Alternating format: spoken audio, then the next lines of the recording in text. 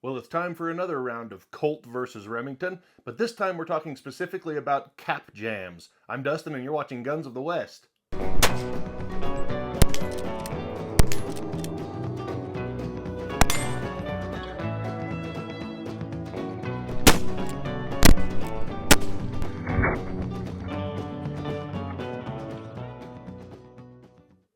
For those who are new to Captain Ball revolvers and may not know what a cap jam is when your revolver gets jammed because of the percussion caps that it uses.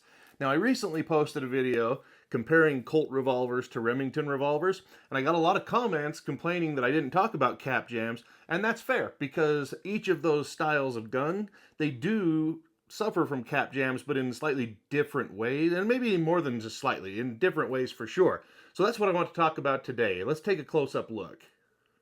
Believe it or not, this tiny little thing can completely shut down your cap and ball revolver, which is interesting because it's also a very vital part in being able to shoot your cap and ball revolver.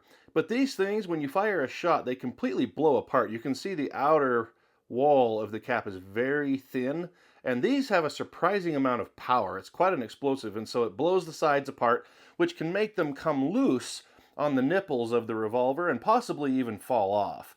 Now that can result in a cap jam depending on where that cap goes when it falls off. And there are what I call minor cap jams, and then there are what I call catastrophic cap jams. Now in this video I'm not doing any shooting, so you won't see one occur, but if you go back through the channel you'll see them a lot. Unfortunately, cap jams are a very common occurrence with these revolvers. Well, first let's talk about the minor cap jams. And that is what I typically get on these Remingtons. Now, you'll hear people say a lot that these Remington revolvers don't have cap jams. That is absolutely false. If you have a Remington and you've never had a cap jam, I will say you've just never had one yet. But they are susceptible to it. Now, they're not really as susceptible to what I call the catastrophic cap jam because it's not going to completely jam up your action to where you need to take your gun apart to get it fixed. The catastrophic cap jam would be if a cap comes off the nipple and comes down in here between the hammer and the frame and goes down into the action. Depending on where that ends up in there, it can wedge up between parts and the gun is completely stuck and cannot operate at all. And because of the design of the frame here coming up over the cylinder, it's extremely difficult for that to happen on a Remington. So I'll give them that. They are very, very less prone to the catastrophic cap jam. But what can happen, you fire a shot, and then as you cock the hammer for the next shot and the cylinder rotates, if that cap falls loose, sometimes it gets jammed under here.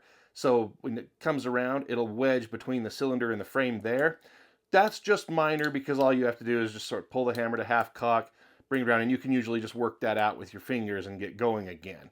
So that's really about the worst I've ever experienced with the Remington, because again, this is a very tight space, but it could come back there, just very, very unlikely.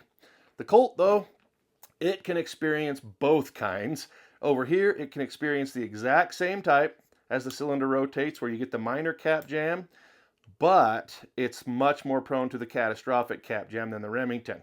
If you look at the front of the hammer, this is obviously unloaded, and it's not pointing at me, though it looks like it is in the camera.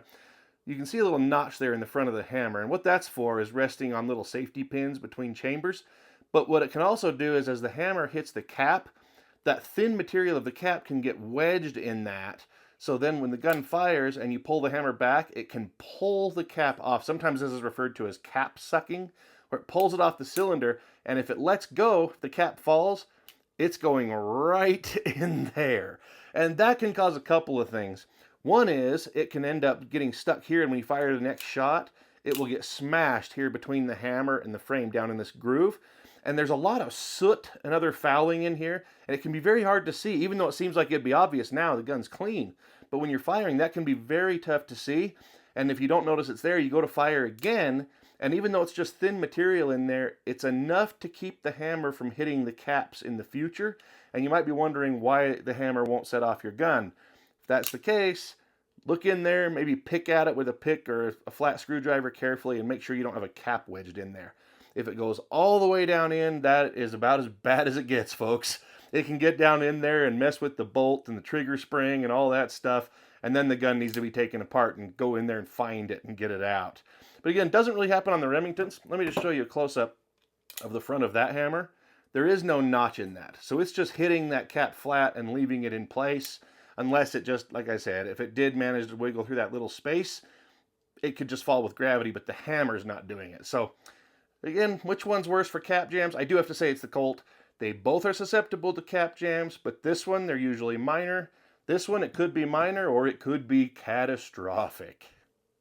Well, as always, I hope you enjoyed the video today and maybe even found the information helpful. Please don't forget to click that like button down below and subscribe to the channel so you can be here for more videos. There are always plenty more coming. And make sure you head over to the website and be a subscriber there. There's been a lot of exciting stuff going on there too.